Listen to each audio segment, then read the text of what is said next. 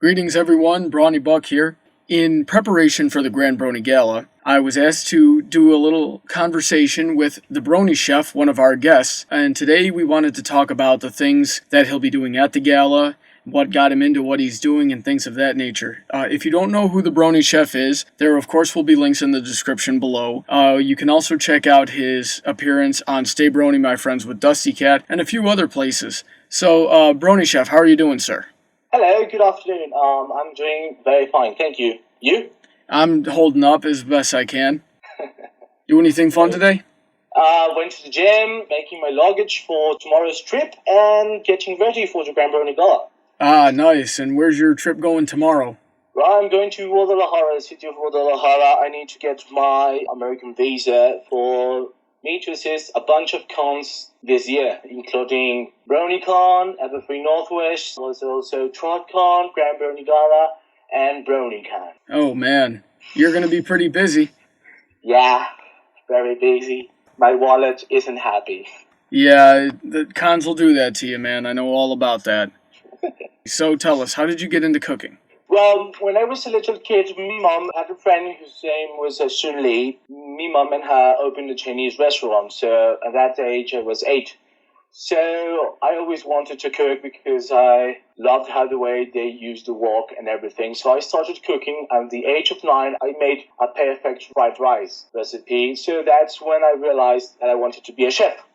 When it came to the decision part that, everybody says their parents to say, hey, I want to do this of my life, and I don't care what you say. I said to me, Dad, I want to become a chef. He said, God damn it, you're going to put a fish and chips stand on the street and just sell them. I'm not going to pay you in a very expensive career just for you to sell fish and chips or whatever. So my mom had the call with my dad. So finally, I got into cooking. I went to Mexico to start my culinary studies and stayed here for about 4 years with British friends and returned back to the UK. I was working at the Marriott Hotel in London, and after that, I had a few changes, and that's more or less the story of I always wanted to cook. I really love to cook because those in the movie, they say astronomy and gastronomy are the same thing. The same person who created gastronomy, the word, only added a G to the astronomy because the amount of combinations you can make with all the spices, with all the food, with all the meat, with all the vegetables, with everything, ours is infinity of the stars among us. So that's why I really love to move all this thing. Nice. And what's your favorite thing to cook? I must say that it is Chinese food and Japanese food, but right now I'm mastering Mexican food because I want to go back to London and put my own 100% Mexican restaurant. We really don't have much over there. Wow. Well, that's pretty good. Well, as far as, do they have Taco Bell in London? No. No? Well, that's probably a good thing. Yeah, but we have tons of fajitas restaurant. And we have also a size over there that's about Taco Bell, but really it's disgusting. I really hate Taco Bell. For friends that have told me it's a deep fried tortilla. It's a very cast tortilla stuffed with some meat, lettuce, sour cream, and cheese. God damn it, those aren't Mexican tacos. Yeah, it's pretty much just stereotyping the food. Hey, but here's the bright side. You won't have a whole lot of competition. Yeah, that's right. I don't think you could expect to open up a Spanish or Mexican restaurant anywhere in Florida and expect to not get run out of town by the 10 others that are on every block. I know, but this is a quote in cooking. If you're going to do tacos, do the best tacos in town. Or if you're going to do, for example, pizza, do the best pizza in town, make your own dough, put it love, talk to the dough, it really changes. Well, that applies to just about everything in life, really. If you're going to bother putting any effort into anything, you might as well go full steam and do your best, otherwise it just wasn't worth wasting your time on to begin with. Exactly. Totally agree with you. Nice.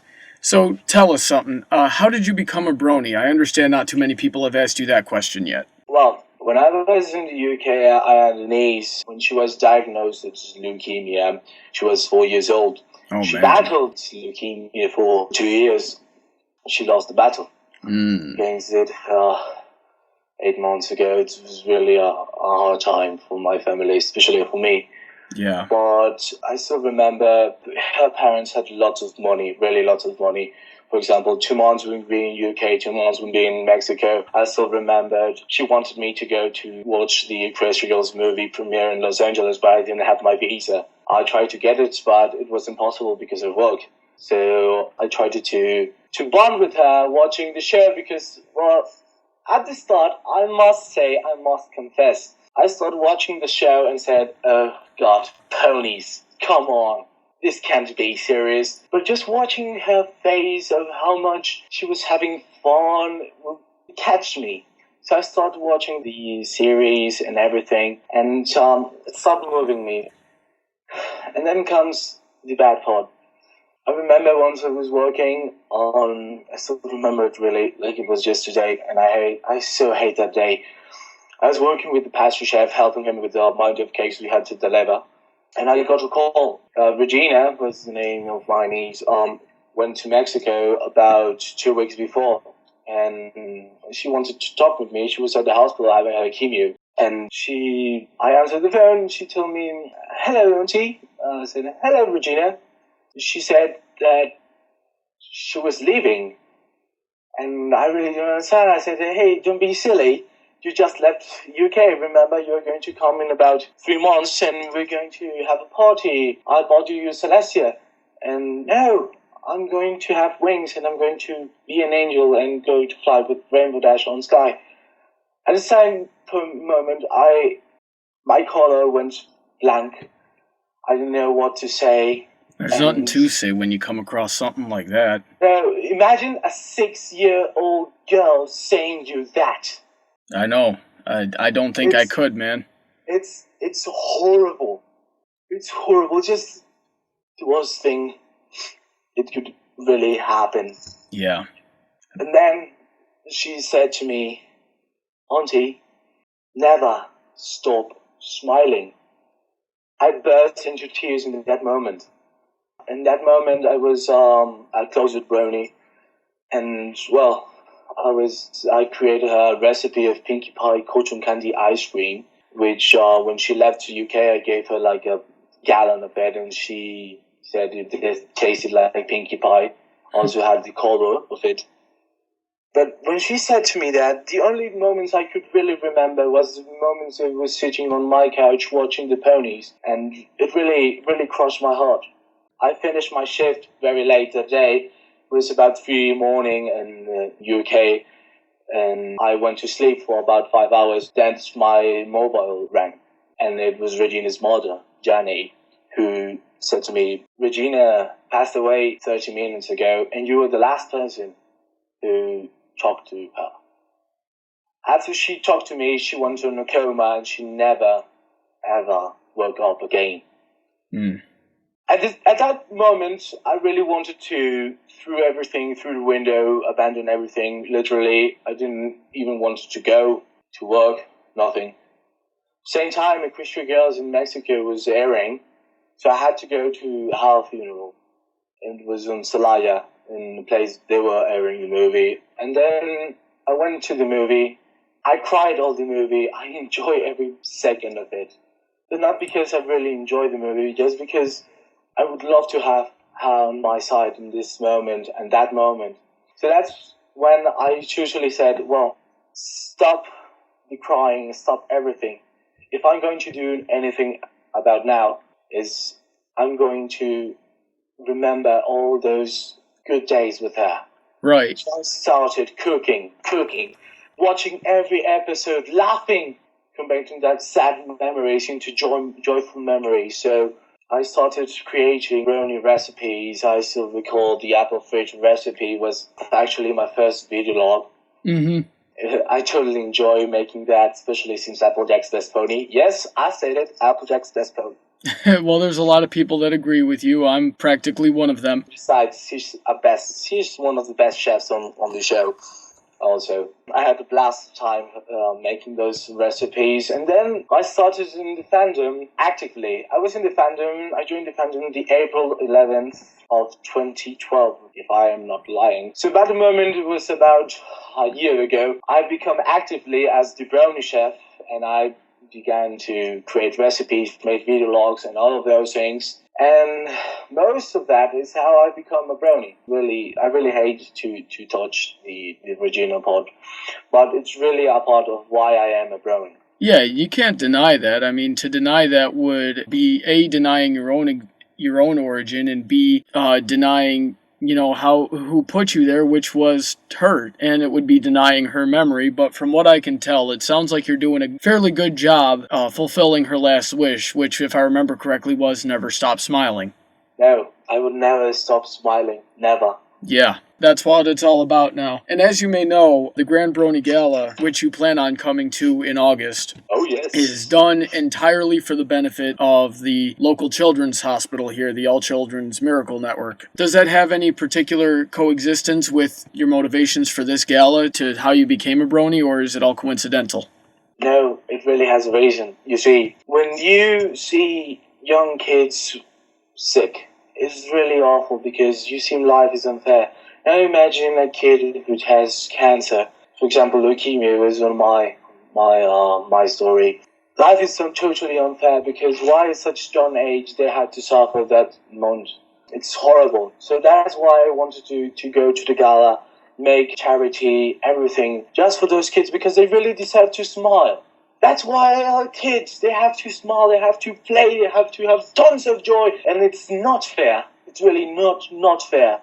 Right. For them to be sad, lay down on a bed, having tons of medicines poured inside of them, hoping them to be better soon. So that's why. That sounds pretty good to me. So when you get to the gala, what are you looking forward to the most there? Well, lots of things. First of all, I would really enjoy cooking all the VIP guests at private pre-opening catering, brunch, with all my little pony things, including like dragon fruit salad, have some apple fritters, some chilled curries going, so some chicken related because, black reference going, something with balloon child because weird, not ordinary man is also going.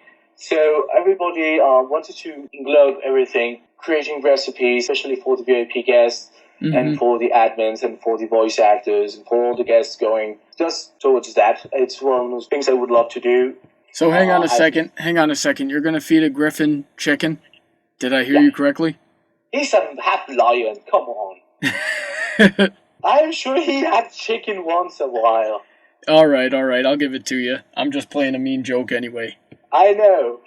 Also, I was planning to meet also Black Griffin and Michelle Kruger because both of them contributed on a book I wrote with Brony Cookbook. I hope you can find the link down below about where you can get it because it's really special. It has contributions of Peter New, Black Griffin, Dusty Cat, Mando Pony, Screwball, Sergeant Brony, and tons of bronies more, plus my own recipes. Nice. I also have recipes of Andrew Littman too. Oh, that's pretty cool. So they all those people gave you recipes to put in this thing? Yeah. The first cookbook is structured by this way. First is my part where I created my own recipes. For example, there's obviously Pinkie Pie's cotton candy ice cream because it's really a big part on that the cookbook. Well, it's divided on the 6 ponies, six. After that, I put a brief introduction to the psychology so you can understand and relate and try to pair the ingredients I'm using it. After that, we go to for example, first one is Applejack because, Applejack's that's Tony. And Applejack for me is steaks, it's barbecue, it's charcoal, apples, big amounts, family, cider, all of those things, like an old Texas food. Okay. I don't know if you cooked with propane and propane accessories? Yep. Awesome. So that's why there is Apple Family barbecue sauce I made with apple, cider, and tons of things that you can go down to 0 and you can use it in your time when your family, when you're making a big grill. So after that, we're going with Pinkie Pie. We have sugar, because that's what Pinkie Pie is. Sugar, team-related, cotton candy, sugar, and more sugar. We have cupcakes, which actually the recipe she says on her song is actually very accurate, actually. Mm-hmm. Then we have Twilight, it's an egghead. So principal ingredient are eggs. So that's why we have a cheese souffle.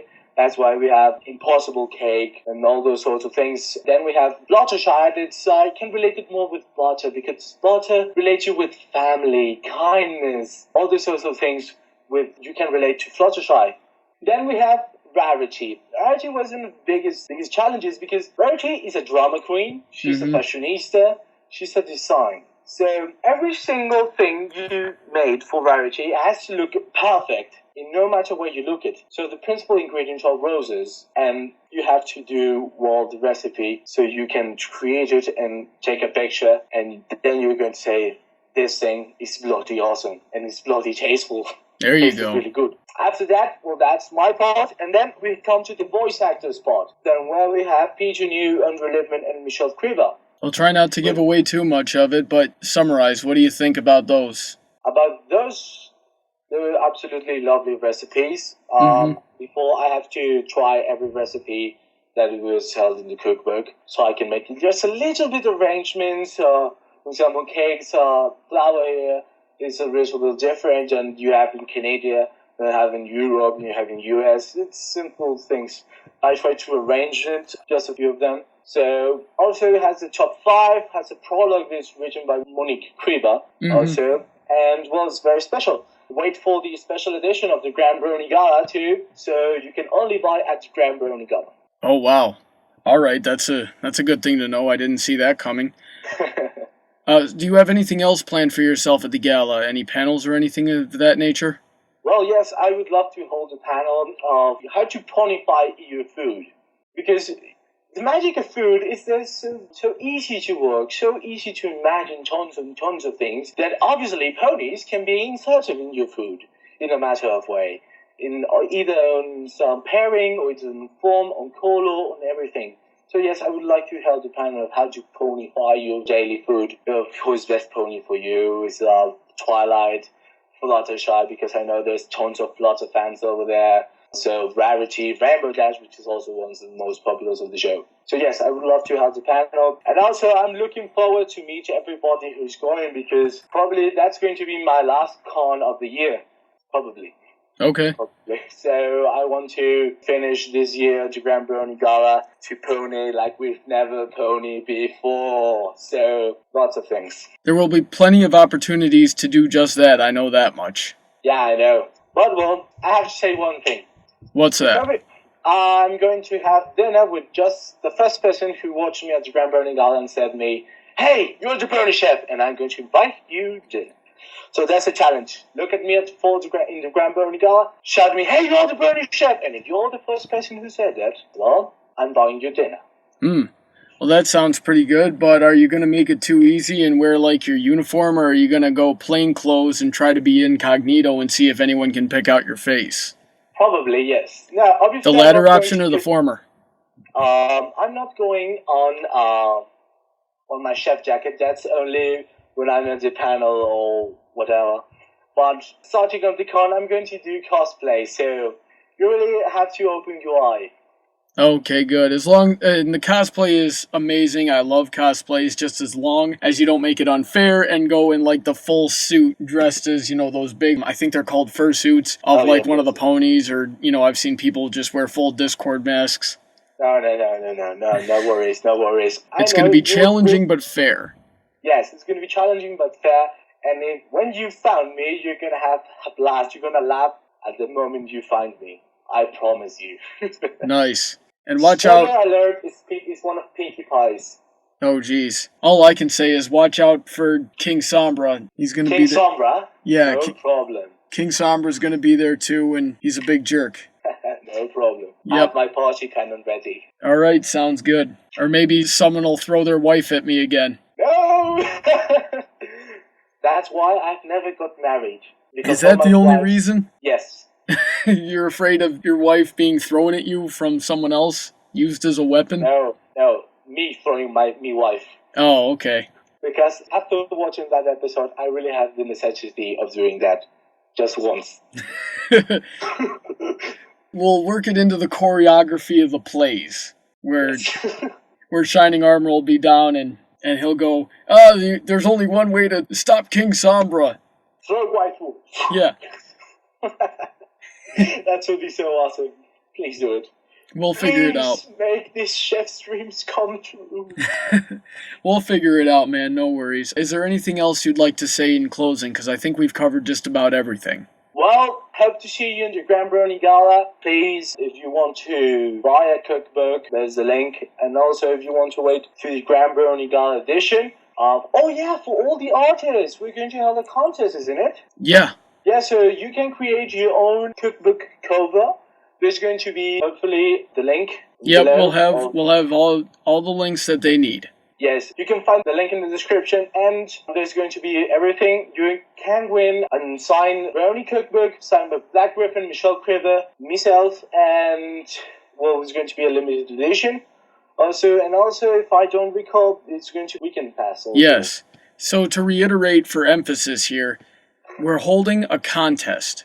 Design a cover for the Brony Chef's Special Edition Grand Brony Gala Cookbook. If you win the competition, you will win a weekend pass and a copy of the cookbook signed by the VIP guests and the Brony Chef himself. Did I get all that right? Yep. Ooh, that was a nice one.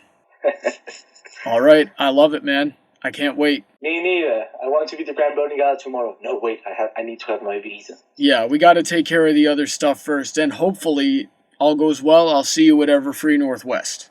Oh, yes. Let's go to the Everfree Northwest, too. Yep. So, Brony Chef, thank you for joining me. You be sure to have a great day. To my audience, you be sure to have a great day as well, and I hope to see you all there. Thank you very much. It was a pleasure and an honor being here. Have a great day, everyone.